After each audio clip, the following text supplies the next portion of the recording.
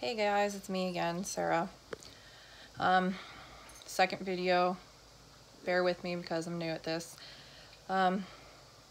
Guess I should start on talking about my background a little bit. I'm 32 years old. Name's Sarah, obviously. Born and raised in California. I've traveled a bit around the U.S., but I lived in Virginia, Washington, Kansas. Back in Cali now, though. But I was raised mainly by my dad and my stepmom. I went back and forth between my mom and their house quite a bit growing up, but my parents divorced when I was 1, and I lived with my dad at that time. My mom was going through some issues, so I lived with my dad. My dad remarried when I was 7 years old, and I got a stepbrother and a stepsister through that. Things didn't go great with my stepmom and my mom. I was kind of caught in between a battle. My stepmom didn't like my mom and took it out on me pretty much daily. I had a hard time with that because my dad really never defended me, and that's an issue I deal with right now. I know he feels bad about it, but obviously I'm still at 32 and still trying to heal from it. I have PTSD, and the main reason that is because when I was 9 years old, this is at one point where I wanted to go live with my mom.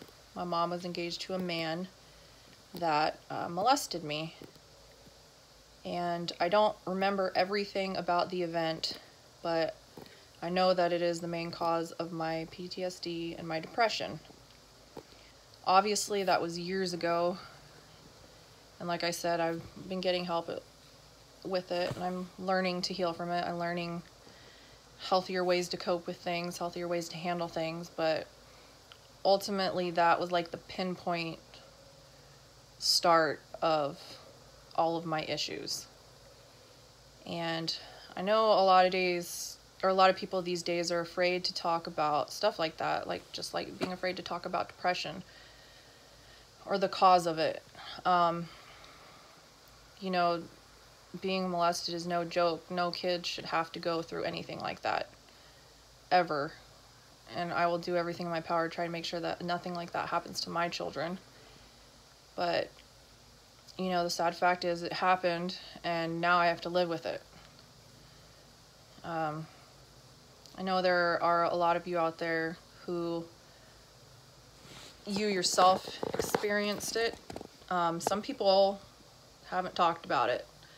I think a lot of people are afraid to talk about it, just like they're afraid to talk about depression, because then you're viewed as this horrible person, or, you know, whatever. It's ridiculous, and I'm tired of having to conceal my feelings because of the stigma wrapped around all these things. I mean, I can only imagine how much further I would have gone if I had gotten help sooner. But when I was molested, I know it went on for a while before my mom actually found out about it. I didn't come to her. She actually came to me and asked me about it.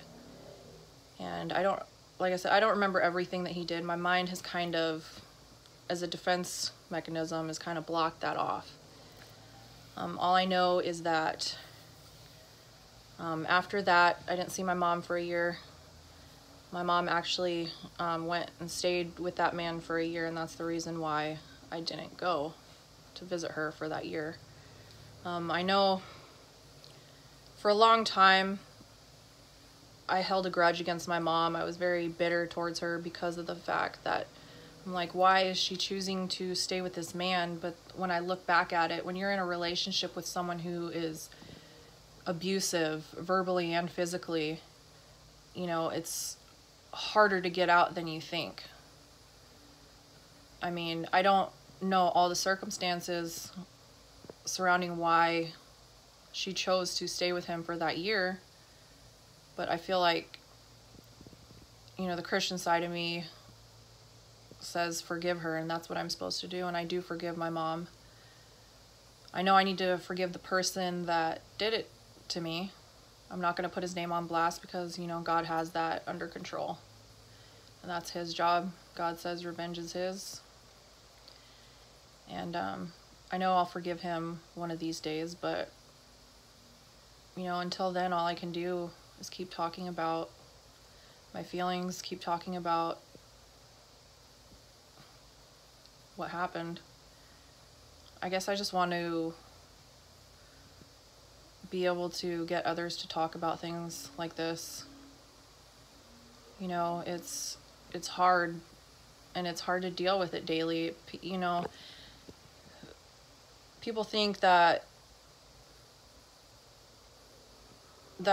you know, you could just be like, well, it's in the past, let it be in the past, you know, just don't think about it anymore, stuff like that. And it's completely bull. It doesn't just go away. Nobody's problems just go away.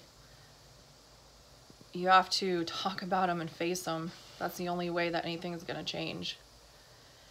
And I mean, like I said, I know holding on to it isn't good, but I also know that God has a purpose for me. And I know that he's going to use this somehow. Maybe someone somewhere, if I can help at least just one person, then I'll be happy. But I think that's all I have for today. I'll be back with you guys tomorrow. Thanks.